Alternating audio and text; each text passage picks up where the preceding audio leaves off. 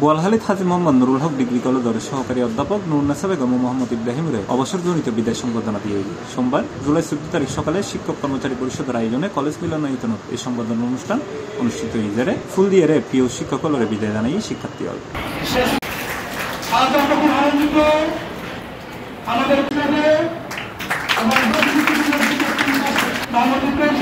কলেজের অধ্যক্ষ N M ফখরুদ্দিনের সভাপতিত্বে এর স্বাগত বক্তব্য রাখি সহকারী অধ্যাপক আব্দুল গনি। যদি ব্যবহার করি তাহলে অনেক আমার কষ্ট হবে। স্মরণ করতে চাই না, কারণ স্মৃতিচারণ বলে যারা করতে পারবে।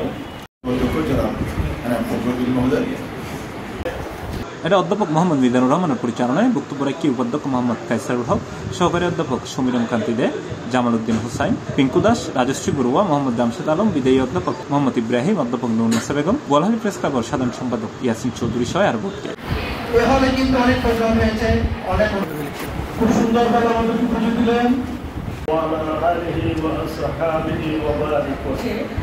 আমাদেরকে হার মানতে হবে, বিদায় বেদনায় আজ আমরা কাতর।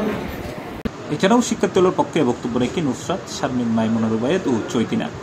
অবসরজনিত বিদায় সংবর্ধনার আয়োজন করা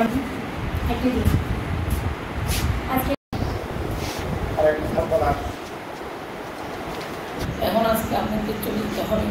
তোমরা আমি পাশাপাশি এটা কলেজের শিক্ষক শিক্ষিকা কর্মচারী ও অন্যান্য শিক্ষার্থী হল উপস্থিত আছে। C plus TV, Chittagong.